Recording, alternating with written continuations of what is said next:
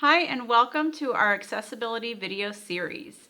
I'm Dr. Peggy Semingson from CRTLE, and I'm delighted to be hosting today's conversation.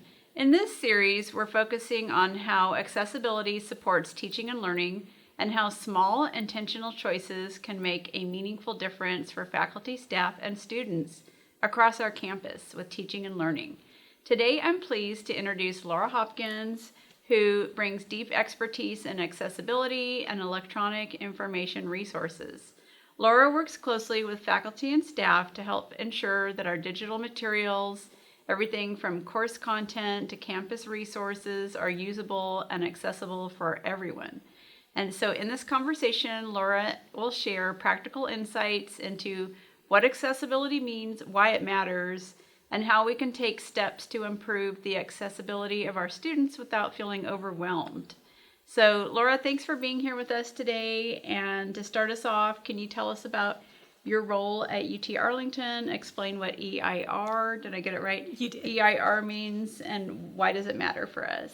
Okay, so my job title here at UTA is EIR Compliance Lead, and I am also designated by the President as UTA's Electronic and Information Resources Accessibility Coordinator, which is a terrible title, but it is a title required by the state of Texas for every state agency, not just UTA. Okay.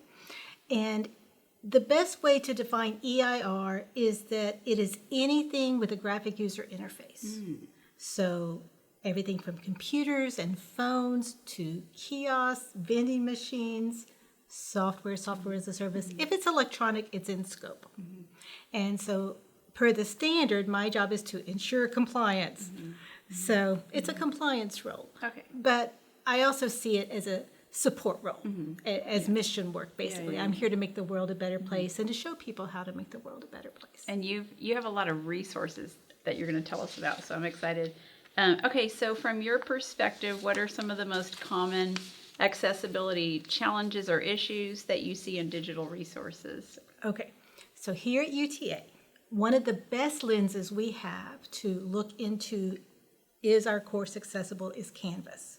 So my first recommendation to faculty is use Canvas, because if you're in Canvas, you can use Ally and you have some reporting back. Otherwise, you're on your own, right? You're responsible and you have to make sure it's accessible. In Ally, it will report severe issues, major issues, and minor issues. The severe have to be tended to. And there aren't very many. There's only 3, so I'm going to read them to you. I wrote them down. Scanned documents that haven't been OCR'd, malformed or encrypted files, which obviously your students can't access encrypted files, and then images that can cause a seizure. So that is really important that we get those out of our Canvas courses. Okay.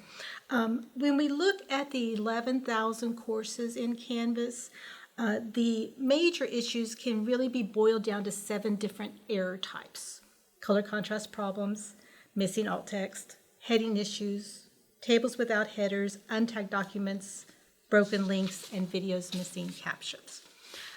The encouraging part of that list is that every one of these is already addressed in our resource toolkit, our videos, and our training guides to explain how to resolve those issues. So I want to take this opportunity to shout out the Knowledge Services team, Kasima Ketchum and her group, who have put all these excellent resources together and are available for all staff and faculty to view. Okay, and those are the videos and knowledge guides and things. Okay, yeah, they're so helpful. Well, good. Okay, resources are wonderful for faculty. And then what if faculty are kind of working on their own workflow, what are a few practical steps faculty can take to make their course content accessible without feeling overwhelmed? Okay. The real challenge isn't the types of errors you're getting, it's the volume. Because there's so many courses, so many PDFs that were created maybe a decade ago before we really thought about accessibility. So because it's a volume problem, the first step is don't make it any worse. Right? Don't continue creating inaccessible content. So step 1, learn how to make an accessible communication. If you need to watch the videos, if you want to read the training guides, if you want to attend a workshop, I think the next one is March the 9th from Knowledge Services. So that's first off. Learn what it means to be accessible so you don't make it worse. And then number 2 is make it habit, right? From now on, I am never going to use UTA orange with white because I know it won't pass color contrast, right? It might seem daunting at first. Oh, I have to use styles in my Word document. I've never done that before. So it feels itchy because it's new. But we are a community of learning. And so we need you to learn how to do this. And I promise, because I've been in this boat, it will become habit. And then that's just the way you do it. And you won't ever have to go back and remediate that document again. And then my last piece of advice on how to eat this elephant, basically. I'm not a fan of the route that I'll fix all my color contrast issues first in all my documents. And then I'll go back and fix all my heading issues. I come from the school of thought that you touch one document one time, right? You open that document that's important because that's what you're teaching that week, or you're getting ready to teach it, and you fix all the issues, whatever they are. Color contrast, broken links, whatever it is, fix it. And then you're done. And you never have to remediate that file again. It also gives you the opportunity to look at that file and go, this is almost exactly like that other file. I don't really need this anymore. Or maybe you're only using half of it. So delete the other half, remediate what you're still using. So that's my approach. Okay, I like that. It's manageable. Yes. Yeah, and I like the habit part. Okay, good. And then since CRTLE involves teaching, how does accessibility intersect with good teaching and learning, even for students who may not have documented accommodations? Accessibility and teaching are deeply connected. When content is well structured, clearly written, it's easy to navigate for everyone. You think about captions. I'm not deaf, but I rely on captions at my age now. And it's amazing what I pick up that I didn't know. I was watching something the other day and it said footsteps approaching. I'm like, wait, I didn't hear any footsteps. Yeah, totally. Also, it's very helpful for students where English isn't their first language, their native language. So it can be very helpful for our multilingual students and faculty. Accessibility is not only for those with accommodations, it's for everyone. And here's a statistic that I want to share. Okay. While about a third of the population has a disability, they're deaf or colorblind or whatever it is, the estimate is that 100% of us will experience at least a temporary disability at some point in our lives. We have cataract surgery, so we can't see. We have an ear infection, so we can't hear. We broke our hands, so we can't use our mouse. Right? Accessibility is important for everyone. That's so true. That's so true. That's so true. I love that sensitivity and insight. Okay, give me 1 second. Okay, so can you talk a bit about the support or resources at UTA? I know there are many for faculty and staff who want to work on this. Yes. So UTA has built a very strong network of support. Faculty and staff can access the self-service knowledge resources. I'm going to give you the website. Okay. It's go.uta.edu/EIRA. Electronic and Information Resources Accessibility. Okay. That's EIRA. Nobody wants to type it all Got out. it. Okay. And the first button on that page will be Resource Toolkit. And that will take you first to a list of videos and then the training guides. So if you want Adobe or electronic documents or email or social media, it's all there for you. Also, faculty have support through the Center for Distance Education. So if they need help with the Ally tool or with Canvas, they can reach out for support there. Okay, good. And then Joseph Rutledge does Yes. training. Some faculty may know him. He's a great trainer. And then CRTLE has a one-stop shop where we also link out to those resources you just mentioned. So all the things. Can I back up for 1 second? Anything else? Particularly to faculty. We understand that there will be some learning objectives that you basically are forced to use an inaccessible resource. And the prime example is PDFs of musical scores.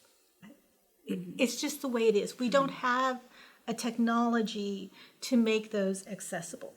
So there is an exception process where you submit the ServiceNow ticket to say, I'm going to be using this inaccessible resource, and we have to document that through an exception process, And that's fine. We understand that there will be cases where that is necessary. And so documentation is key. That's what brings us into compliance. But it's not a rubber stamp. You don't get to say, I didn't have time to take my handwritten PDF and make it accessible. Yeah. That's going to be denied. Yeah. But don't panic if you're like, there's no way to make my MRI software accessible. Correct. We understand. And we will be very reasonable. So I want to put your mind at ease that we understand that those cases are going to happen. Just document. Okay. And then can you tell us about we've been hearing about and reading about the April 2026 deadline. So what can you tell us about that? Okay, so what is happening is the Department of Justice published a rule 2 years ago. They gave us 2 years notice. Hey, we're changing the rules on you. And basically what it has done is it has moved our success criteria from version 2.0 to 2.1. Okay, that's gobbledygook to most people. Don't worry about it. But the other thing it did, which is getting a lot of attention, is it brought it in scope for civil penalties. With the first instance, if there's an OCR complaint, being over $118,000, and the second instance over $230,000. Yes, we do not want to have an OCR complaint filed. But if we are doing all of these best practices, if we're making good habits, your websites are accessible, your videos are captioned, we're going to be fine. But yes, that is one of the reasons it is getting so much attention, because budgets are tight right now, and no one has an extra $100,000 laying around. That's so true. Yeah, and I think it's good for all of us to learn these things, and so I just want to reiterate that there are great resources for faculty. Yes. And then kind of like wrapping up, so we appreciate all this information. Let me find my little card. If there's one key takeaway you'd like faculty to remember about accessibility, what would it be? I think the key is that being accessible is directly tied to student success. There's just no debate on that. It is absolutely hand in hand with student success. When we design with accessibility in mind, we reduce the barriers, we reduce the hurdles and the stop signs and the frustration on parts of our students. I do understand that this can be overwhelming. It can feel overwhelming. So we just have to start. You have to start as a faculty member. If you don't know how to make an accessible Word document, you have lots of resources, videos, guides, hands-on workshop, whatever works for you. We've tried to offer you the learning opportunity that best suits you, each of you individually, because we want you to succeed. We want you to be accessible. And we are all in this boat together. That's so true. So if you think of a resource that you don't have available to you, let us know, because our knowledge services team is top-notch. Okay.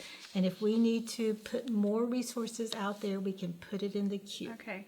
Can they reach out to you with suggestions? They can reach out to me, yes. Okay. Or the accessibility email? Yes. Okay. And there may already be resources out there that I can forward to them. Okay, great. Right. Okay, good. And I'll make a shout out. We at CRTLE do a lot of digital work, and we have taken advantage of the resources. And I just wanted to mention the color contrast checker tool is really helpful. We've used it in our flyers and things. Yes. So trying to get everything right. So yeah. Well, thank you so much, Laura. You're welcome. Great.